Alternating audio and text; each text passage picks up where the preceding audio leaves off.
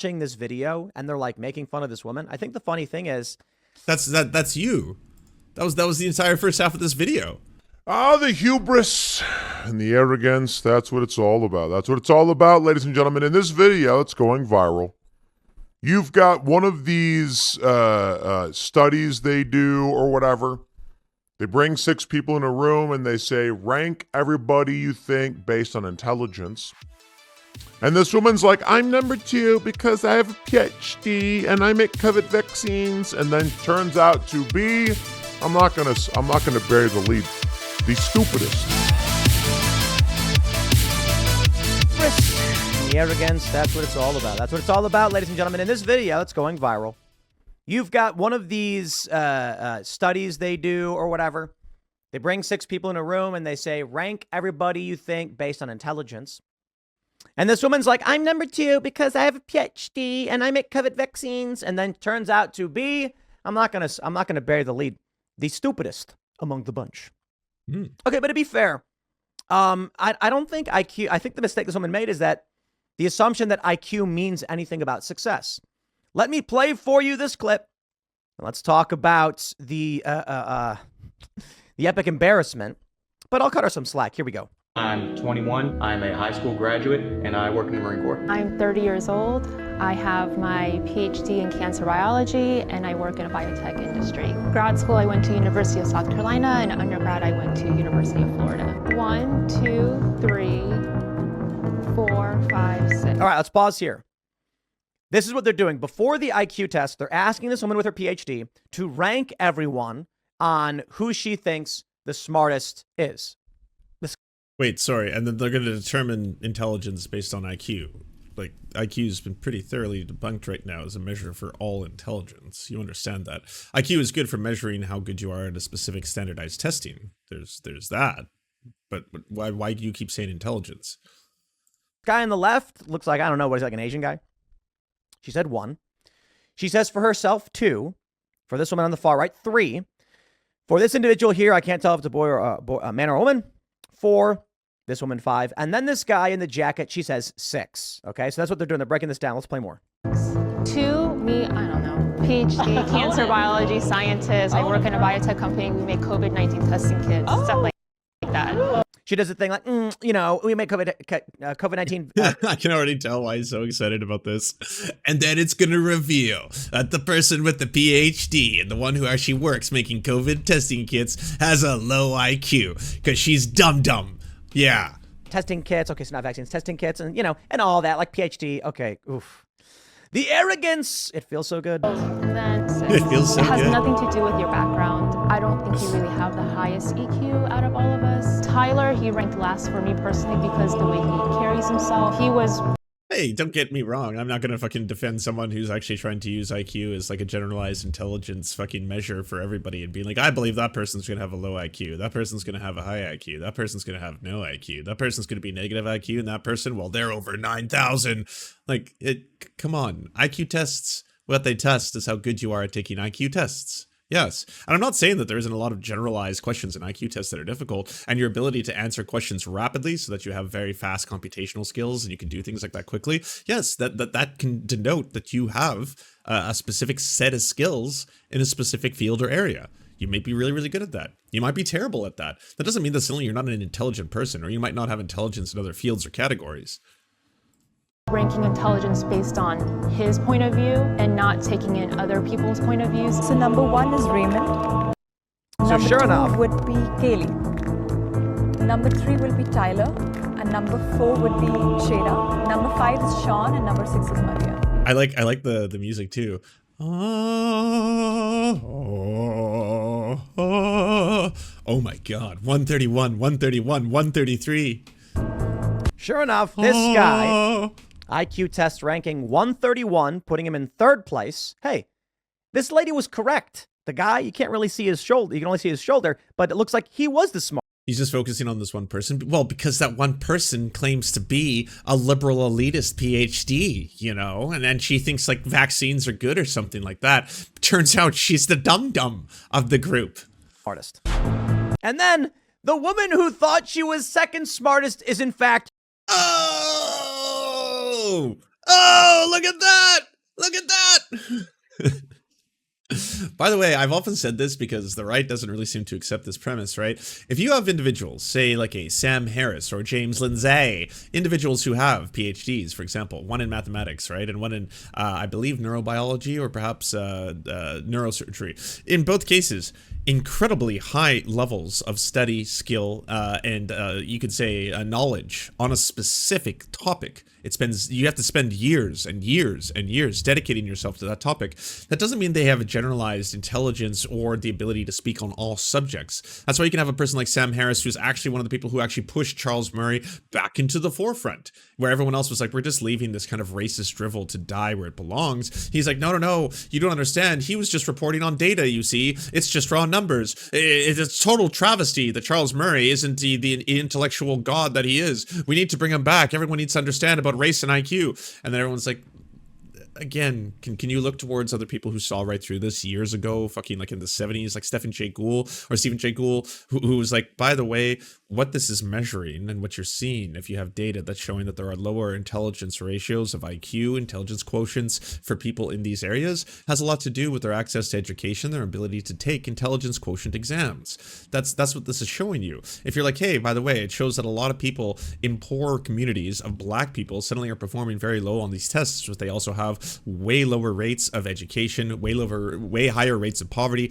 way lower rates of people who have access to tutors, people who can actually prepare you and help you prepare for standardized testing of this kind of nature. That's what this is demonstrating. Not that the races, because there's no such thing, have a certain level of fucking intelligence over other races. That's just the fucking racist skull measuring eugenics fucking phrenology shit. I want to go back to the point where she does that stupid little dance. 3, 4, 5, 6. 2, me. This means you get to laugh at people you don't like. That's what this means. And then you get to use a little bit of skull measuring along the way to be like, yeah, not only do I get to laugh the fucking liberal elitist fucking pro-vaccine, I also get to say that they're a dum-dum. Yeah, that's what this means. PhD, cancer biology scientist. I work in a biotech company. We make COVID-19 tests. She does this thing where she's like, and she swings her arm like she's so confident in herself. I'm going to cut her some slack, ladies and gentlemen. I'm going to cut her some slack. IQ, what does it mean? Seriously, what does it mean? Who is the smartest man in the world? Who has the highest IQ? Do you know who it is even? And does this person do anything in terms of running companies or inventing vaccines or rocket science?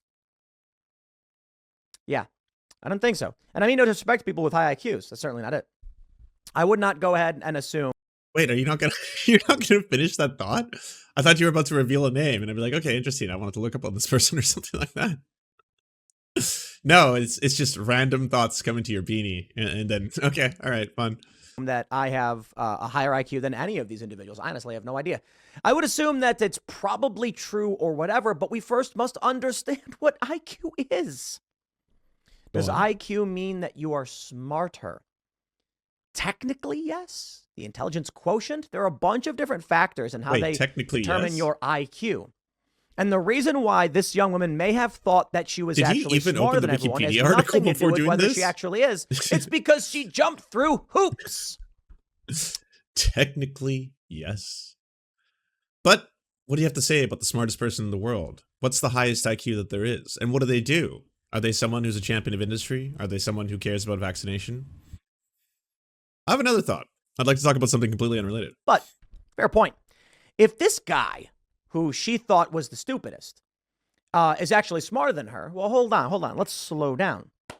She said it's... Francis Galton made the first attempt at creating a standardized test for rating a person's intelligence, a pioneer of psychometrics and the application of statistical methods to study human diversity and the study of inheritance of human traits. He believed that intelligence was largely a product of hereditary, which did not mean genes, though he did develop several pre-Mendelian theories about particular inheritance. He hypothesized that there should exist a correlation between intelligence and other observable traits, such as reflexes, muscle grip, and head size. He then set up the first mental testing center in the world in 1882, and he published the Inquiry Theories into the Human Faculty and Development in 1883, in which he set out his theories. After gathering data on a variety of physical variables, he was able to show that any such correlation, he eventually abandoned his research.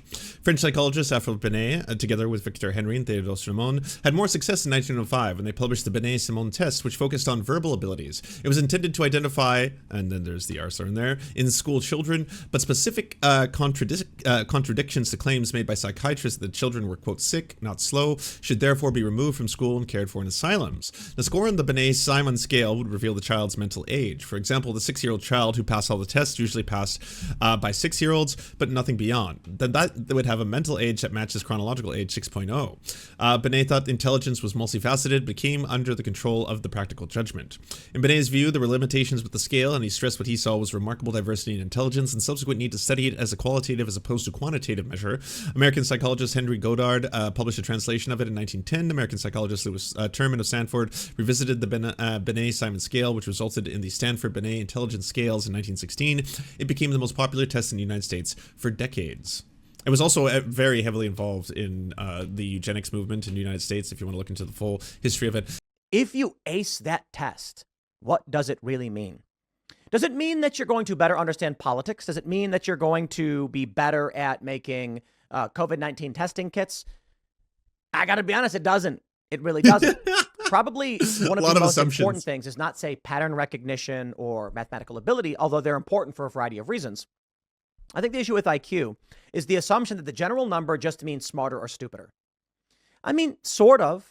It's talking about your general intelligence in a variety of... Wait, how do you keep doing this? How are you like, well, it is incredibly complex and difficult for us to actually measure something and quantify something, such as what do we consider something to be generalized intelligence? For example, someone can have a lot of abilities in the ability to interpret literature and the ability to disseminate literature, read tons of literature, and then be able to tell you a lot of what that literature is about and meaning. But would that then be applicable in a standardized testing in which you have to recognize shape, patterns, and recognition, or be able to do complex algebra, stuff like that? Are the two equatable? Where do we exactly position ourselves in terms of what is intelligence or generalized intelligence? And again, if you happen to have a person who is a PhD student, why do we automatically assume that they happen to be incredibly intelligent in all things? They can be incredibly well-versed and knowledgeable on a singular topic, as they probably should be, by the way, if they're going to be practicing medicine. You want that, and you want to have standardization, and you want to have boards that actually license people who actually know what they're doing, so you won't have malpractice, or you won't have people randomly dying because that person doesn't know enough about the very thing that they're about to operate on. That has a lot of purpose, use, and utility. But in order to be like, hey, some people are smart and some people aren't, and here's how we measure it based on a single number, similar to Dragon Ball Z. Let's Dragon Ball Z this whole thing, you know, where everybody has a power level, and then you can see that power level like visually in front of you, and then some people have high ones, low ones. The fields, and then form a quotient based on the scores you get in all of these. I think I did one a really, really long time ago, and I have like a really, really good spatial, and I'm like really bad in other areas. Look, why is a person successful? It's overnight. And what does it matter if they're smart or stupid? And I mean that sincerely. Do we as a society determine that someone is more deserving of human rights or better because they may be smarter? Well, that's what eugenicists What does it mean then to be smarter? What if someone is not really good at math at all? But utilizing IQ really as justification for really good at remembering things. And so because of this, with excellent recall, they can actually put pieces together and better on. You know what's shocking is the point that he's making right now kind of just refutes the joy that he's taking from this video, because this video joy is based on the premise that this person probably thinks they're intelligent but isn't because they have very low IQ scores. But then afterwards he's now saying, he's like, by the way, I mean, at the end of the day, how do we even know really what is, you know, intelligence or what is a highly intelligent person? That's very difficult to you know, determine through singular standardized tests. Long division. I can speak. My IQ is too high. I can't get words out. I think the big problem here is her arrogance, where she thinks she's number two. Or too low. First thing I would say is if I was ever put in a room with a group of people, this is why these tests don't work. If you put me in a room with a group of people and said, Tim, I want you to rank everyone by intelligence, I'd be like, okay, first, second, third, fourth, fifth, and sixth. I'm probably the dumbest person in the room because I'm not going to be stupid enough. Actually, to my credit, it probably says that I'm smarter, that I'm willing to say I'm the stupidest person in the room because I'm not so stupid that I would then assume I'm smarter than everybody else. In fact, I'd probably assume. By the way, what really should be the takeaway from all this is, why does this all matter so much to people? Again, you can have individuals who think that they are just the most intelligent people on the face of the planet. They're unwilling to even tell you that they're actually, not as clever as they think they may be. But why? Why is it that we suddenly rank people as if there's a score and a power level that is associated directly with something on your ability to perform in a standardized test? And why are people who might not score as high seen as lesser than? Why do we even diminish people if they're considered to be less intelligent? Sometimes people can just be less informed. Sometimes people can simply not know enough about a topic before they speak about it or something like that. Again, why is it that we have to get down to what exactly is the inheritable levels of intelligence, because we have to agree some people don't inherit the super brains, right? So those people, those are the undesirables. Hey, probably smarter than me.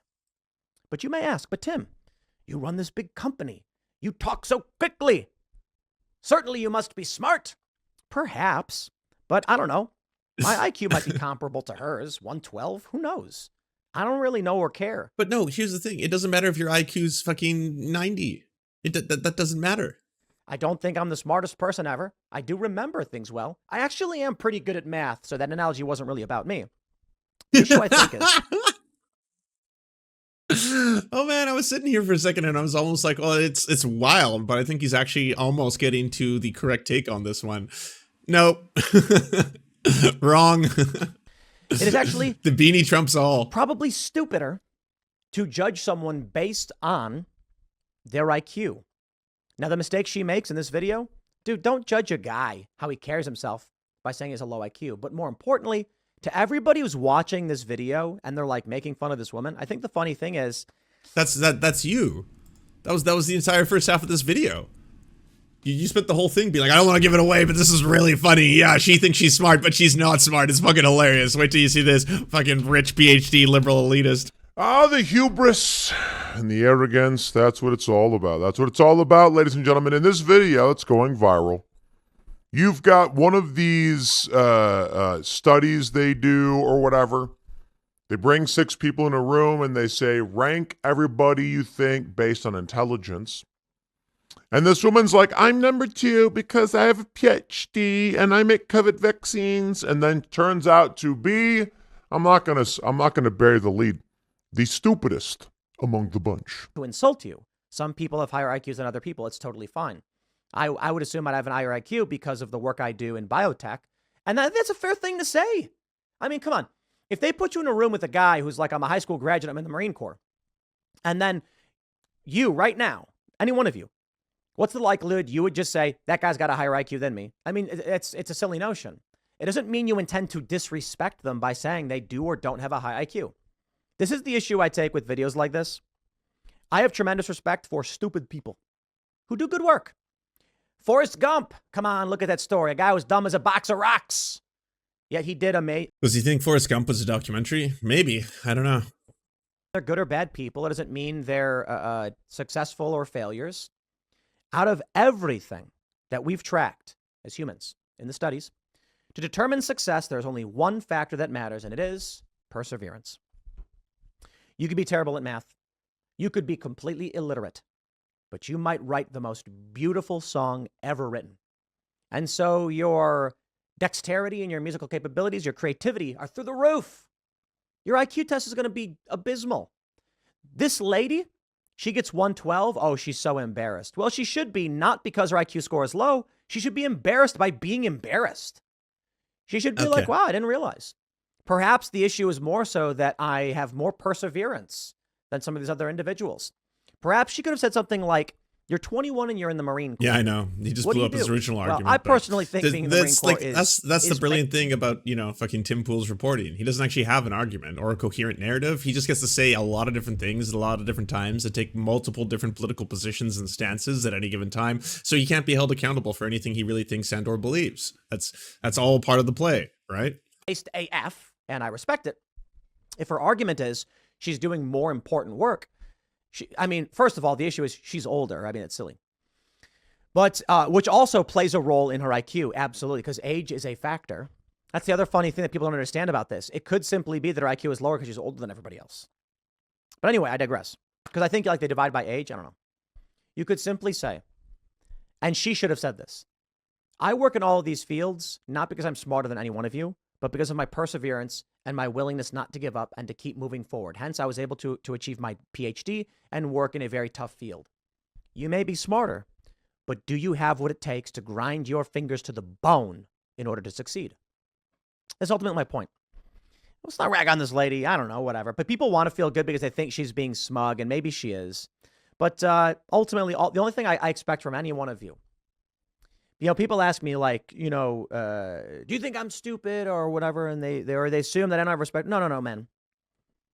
I think everybody's got their specialties. Everyone's got the things that make them unique and powerful and potentially successful. But the one thing everyone's got to have, that's that perseverance. And that's all I'm saying. That's all I'm saying. I think no matter who you are, no matter what you do, whether you're strong, whether you're weak, whether you're smart, whether you're tall, whether you're short, so long as you have that perseverance and that willingness to never give up, that's what it's all about. I'll leave it there. Next segment's coming up tonight at 8 p.m. over at youtube.com. Just persevere. That's it, everyone. Keep working, keep struggling, keep doing what you're doing. Make sure you just keep working at it. Pull yourself up from those bootstraps and do everything you got to do. Eventually, you will succeed. That's all you got to know. Do you enjoy the Serfs but prefer not to have to use your eyeballs? Many are saying this. Well, we've got the solution for you. It's the Serf Times in podcast form. Available on most major podcasting networks now. If you enjoy it, please consider leaving a good review and feedback because it really helps the show out, apparently, and it's free, just like the podcast. Thank you so much for watching, everybody. This show is produced by amazing people like you, and if you want to help us out, please consider donating over at patreon.com/theserfs. The show is made possible thanks to Amazing Fletch, Anna Loves Riley, Ariane McCarthy, Cheryl Alvarez, Doug Cady, Everything Important, Hagbard Celine, Laminia Panza, Matthew Scarborough, Multimondi, Omni, Peanut Butter Blondie, Political Pappy, Quiet 185, Rachel K, Riley and Anna, Roller Dragon, Ruby K, Sir Nickus, Spinach Monster, Stellar Vision, Sebastian Demo, Tech Tink, Trevbot EXE, Words Greenwood, and not to mention all of the amazing and fabulous people you now see before you.